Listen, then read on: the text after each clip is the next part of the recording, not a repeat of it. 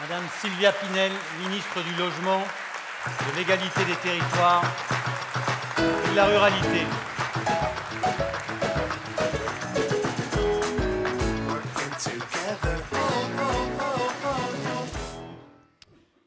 Monsieur le Président de l'Union des syndicats de l'immobilier, Mesdames et Messieurs les Présidents, Monsieur le Président du Conseil national de la transaction et de la gestion immobilière, Mesdames et Messieurs, je veux tout d'abord, Monsieur le Président, vous remercier de m'avoir invité à votre 6e congrès. J'ai souhaité venir aujourd'hui devant vous pour consolider la collaboration que j'ai nouée depuis ma prise de fonction il y a tout juste 6 mois avec les organisations professionnelles de l'immobilier. Je souhaite travailler avec vous à l'élaboration d'un marché de l'immobilier fluide, responsable et pacifié. Et j'espère que le dynamisme dont vous faites preuve se mêlera au mien pour avancer ensemble sur de nombreux projets dans un climat constructif, dans un climat respectueux. Si j'ai souhaité être parmi vous ce matin, c'est que je considère que c'est dans le dialogue, dans la confiance, que nous pouvons progresser dans les travaux communs que vous avez cités. Interprétez donc ma venue comme un gage d'un profond respect de ma part et d'une reconnaissance pour le travail que vous faites, ainsi qu'une volonté, Monsieur le Président, de travailler dans la sérénité et des échanges sur l'ensemble des textes qui vous concernent. Je reviendrai dans quelques instants sur les avancées qu'a permis ce dialogue instauré entre nous depuis quelques mois. Je tiens à saluer les professionnels que vous êtes dans la diversité de vos métiers, gérants d'immeubles, agents immobiliers, syndics de copropriété, marchands de biens et experts immobiliers. Vous êtes des acteurs majeurs de la sphère immobilière et votre action doit être saluée.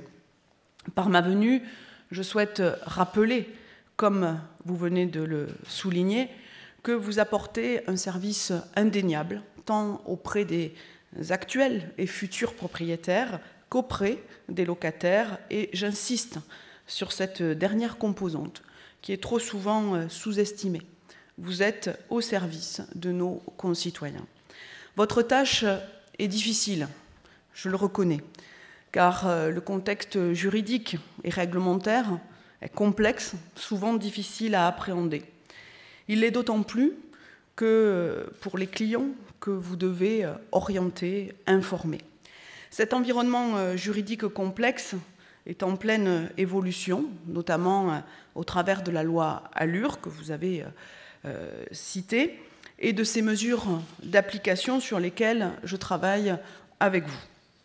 Toute loi mérite le débat dans son élaboration, ce qui a été le cas de la loi ALUR, mais cette loi est maintenant promulguée et il s'agit de construire ensemble des mesures d'application nécessaires pour la faire vivre. Nous serons animés, Monsieur le Président, par l'esprit républicain qui est le nôtre, de respecter une loi votée par la représentation nationale, mais qui n'interdit pas, dans son application, de veiller à ce que pragmatisme et efficacité guident notre action. Je pense que vous serez d'accord avec moi sur ce point.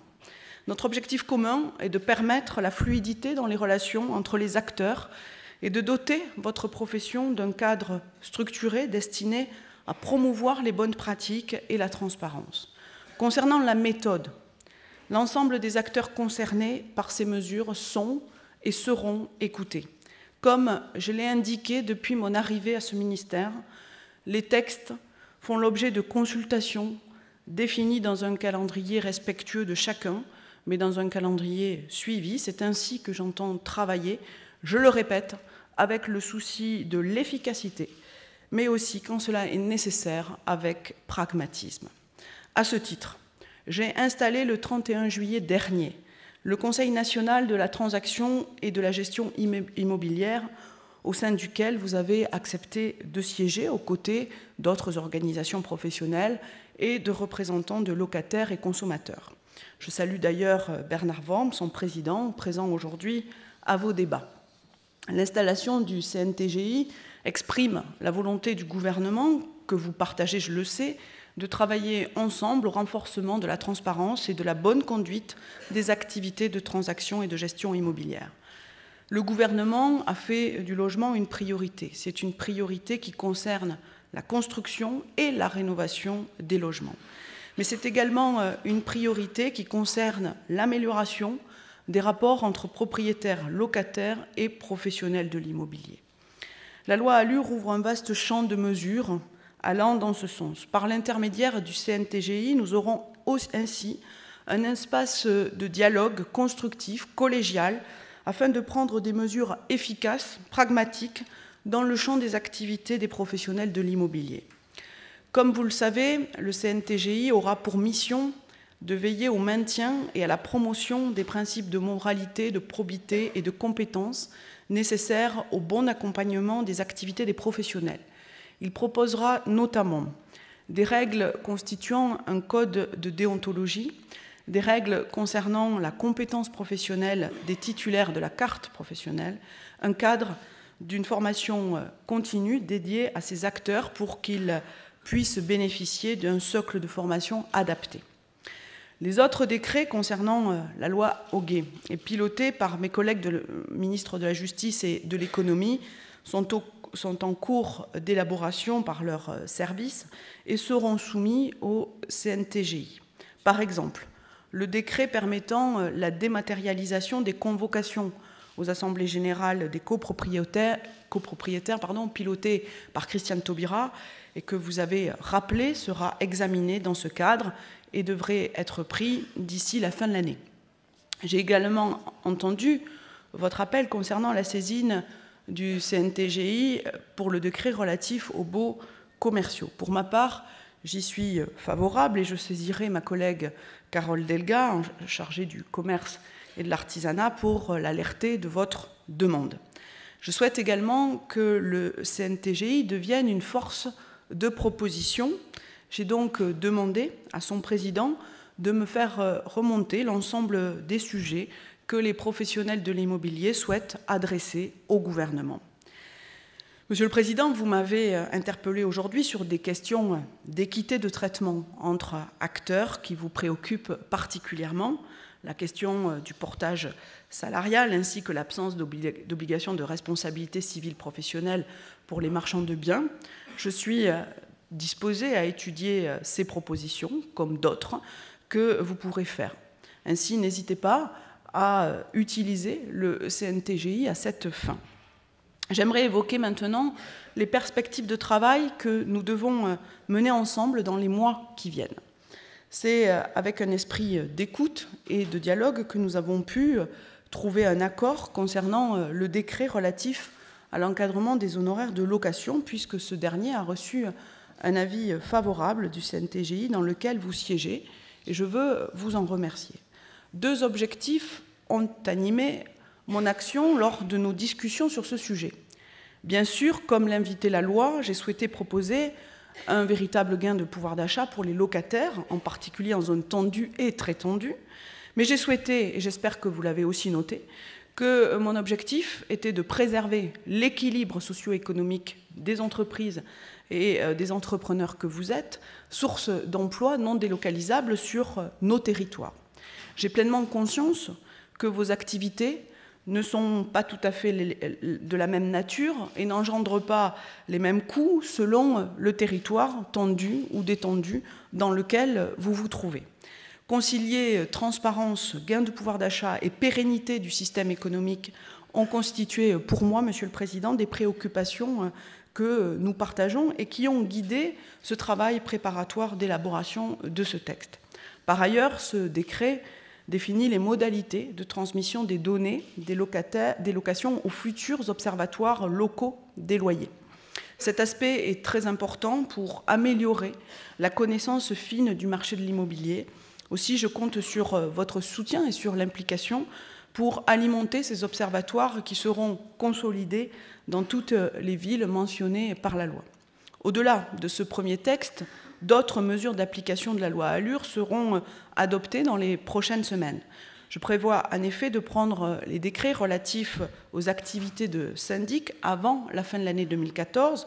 Je sais que le CNTGI a intégré ce calendrier et s'est mis sans attendre au travail. Il s'agira de définir un contrat type de syndic et de déterminer les prestations particulières pour lesquelles les honoraires peuvent être prévus au-delà du forfait pour la gestion courante.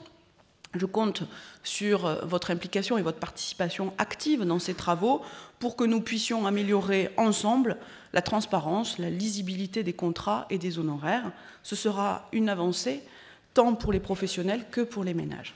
J'envisage également de prendre les décrets concernant le bail type et l'état des lieux type au premier trimestre 2015. Ces décrets seront aussi soumis à l'avis, bien sûr, préalable du CNTGI et vous serez donc, là encore, pleinement associés à leur élaboration. J'appelle de plus les professionnels de l'immobilier, comme le prévoit la loi, d'ici la fin de l'année 2014, à la construction d'un code de déontologie et je compte sur votre mobilisation pour produire ce document dans les meilleurs délais. Ce code sera le préalable à la constitution dès 2015 de la commission de contrôle des activités de transaction et de gestion immobilière. Cette commission, qui sera le pendant du CNTGI, sera chargée d'établir les sanctions et les mesures disciplinaires adéquates aux manquements aux lois, aux règlements et aux codes de déontologie que je viens d'évoquer. Je sais que vous y êtes attachés, comme vous l'avez d'ailleurs rappelé à l'instant. Au-delà de ces décrets, nous voulons également simplifier certaines mesures qui ont été prises lors des discussions parlementaires sur la loi ALUR et qui ont créé des retards dans les transactions immobilières. Je pense en particulier à la plus emblématique, celle qui impose l'obligation d'annexer un nombre de documents significatifs aux promesses de vente. J'ai été particulièrement sensible aux alertes que vous avez pu faire avec d'autres acteurs et je prendrai prochainement des ordonnances de simplification qui sont d'ores et déjà prévues dans le projet de loi habilitant le gouvernement à prendre par ordonnance en matière de simplification de la vie des entreprises qui sera bientôt discuté au Sénat. Par exemple, je veux sécuriser juridiquement la notification des informations par voie dématérialisée afin d'éviter les lourdeurs d'envoi de dossiers en colis recommandés. Je veux également avancer sur une adaptation pour les lots secondaires d'habitation comme les caves, garages, places de parking, qui aujourd'hui sont traités comme les locaux d'habitation. Enfin, je vais étudier les conditions d'un allègement des modalités d'annexion de certains documents ou de possibilité de différer cette obligation afin de donner le temps aux professionnels de s'organiser. Je suis évidemment soumise au calendrier législatif, mais ces trois mesures démontrent bien la démarche pragmatique qui est la mienne. J'espère que vous considérerez cette action comme un gage de mon écoute et de mon attention. Je souhaite également évoquer devant vous ce matin les difficultés de mise en œuvre de la mise en concurrence obligatoire des syndics sur lesquels vous m'avez également alerté. Je souhaite tout d'abord rappeler que la mise en concurrence résulte de la volonté de ne pas laisser perdurer une situation dans laquelle le syndicat provisoire, souvent imposé par le promoteur, se trouvait en situation d'être automatiquement nommé. C'est donc la première assemblée générale, après la mise en copropriété, qui se prononce sur le maintien ou non du syndic sur le fondement d'une mise en concurrence. Mais j'entends les difficultés ainsi que vos demandes de clarification concernant les désignations des syndics pour les assemblées générales suivantes. Des exemptions existent déjà, mais une plus grande simplification est nécessaire. La loi, sur cette partie du texte, ne prévoit pas de décret d'application, mais rien n'empêche a priori d'en élaborer un ou bien de concevoir un autre vecteur réglementaire.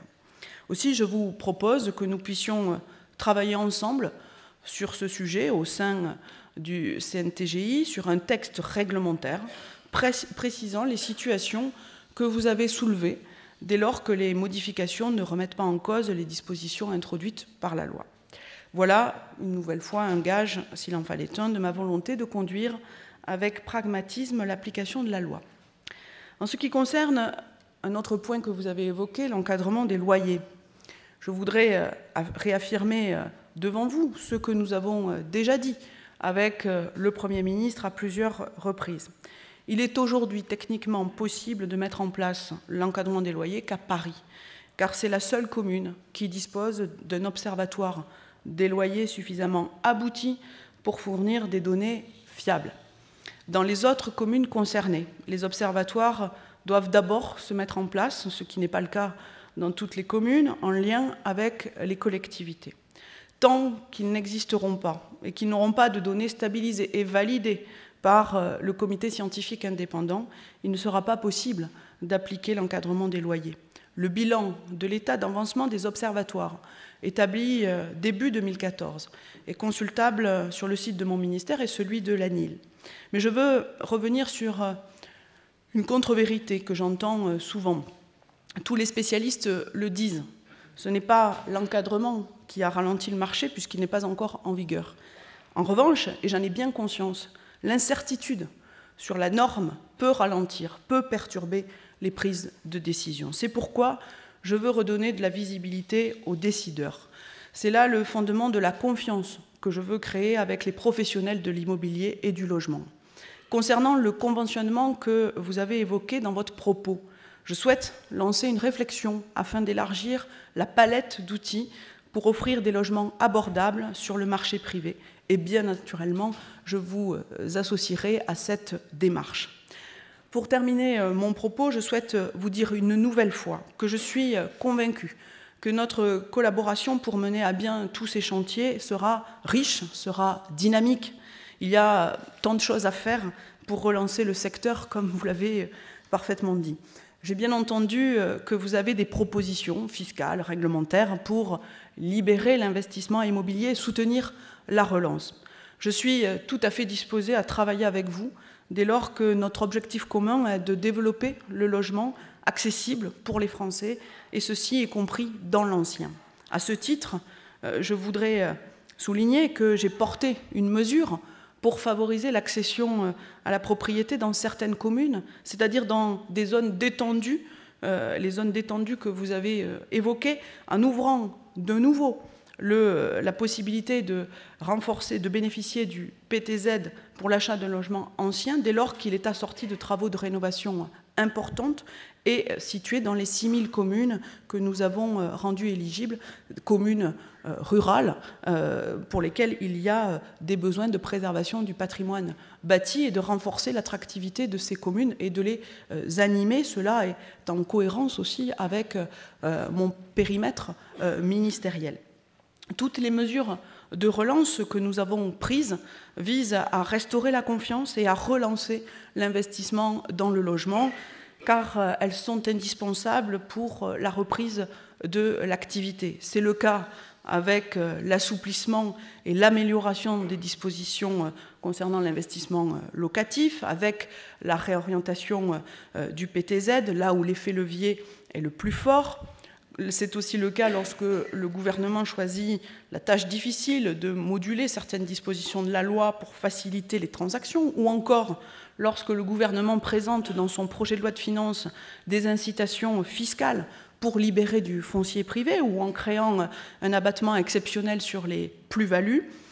Voilà, mesdames et messieurs, ce que je voulais vous dire. Vous avez avec moi une ministre à l'écoute, prête à dialoguer et à avancer ensemble pour trouver les meilleures solutions pour les professionnels que vous êtes et pour les Français pour lesquels vous œuvrez. Je m'engage à apporter de la clarté, de la confiance dans les mesures prises par le gouvernement, mais cela doit être fait, bien sûr, en responsabilité, avec un objectif commun, c'est celui d'avoir un secteur du logement fluide, dynamique et irréprochable. Pour cela, vous aussi, vous devez pouvoir nous accompagner pour restaurer cette confiance. Je ne veux pas opposer les professionnels les uns aux autres, ni les différentes catégories d'acteurs. L'État doit être le garant de ce bon équilibre. Il est de ma responsabilité d'y veiller. Et j'engagerai prochainement un tour de France de la construction Et je vous propose, lorsque cela sera possible, de rencontrer à cette occasion les professionnels de l'immobilier pour échanger avec vous sur les réalités locales. Voilà ce que je voulais vous dire ce matin en vous souhaitant une excellente Assemblée générale, riche en échanges et en propositions. Madame Pinel.